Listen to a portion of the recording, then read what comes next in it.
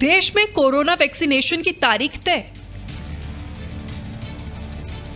बस अब कुछ और दिन का इंतजार। संक्रांति से देश में वैक्सीन का शुभारंभ। एक तरफ देश में वैक्सीनेशन का ड्राई रन चल रहा है और दूसरी ओर वैक्सीन पर भ्रम के खिलाफ अभियान चल रहा है। और इन सबके बीच वैक्सीनेशन पर खुशखबरी भी आ गई है। जी हां, देश में कोरोना वैक्सीनेशन की तारीखें करीब करीब तय है, लेकिन तारीखों को जानने से पहले आपको वैक्सीन पर चल रही सियासत की जानकारी भी होनी चाहिए, क्योंकि कांग्रेस ने एक बार फिर वैक्सीनेशन प्रक्रिया पर सवाल उठाए। कोई आसमान नहीं गिर जाना था अगर आप 1 महीना और इंतजार कर लेते और उसकी फेज 3 ट्रायल्स पूरी होने देते।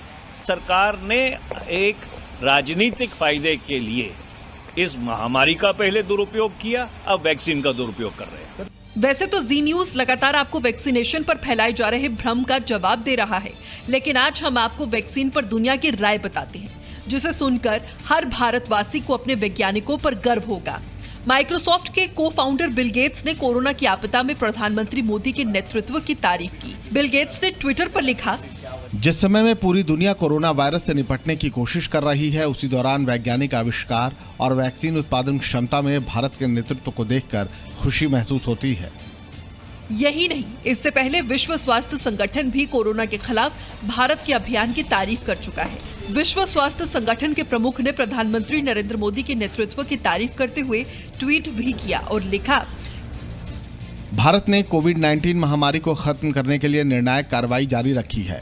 दुनिया के सबसे बड़े वैक्सीन उत्पादक के रूप में काम करने के लिए देश पूरी तरह तैयार है। अगर हम पूरी तरह से मिलकर काम करें तो प्रभावी वैक्सीन के इस्तेमाल से हर जगह सबसे कमजोर लोगों को बचाने का लक्ष्य सुनिश्चित कर सकते हैं। विश्व स्वास्थ्य संगठन इससे पहले भारत में वक्त पर लॉकडाउन लगाने की तारीफ कर चुका है।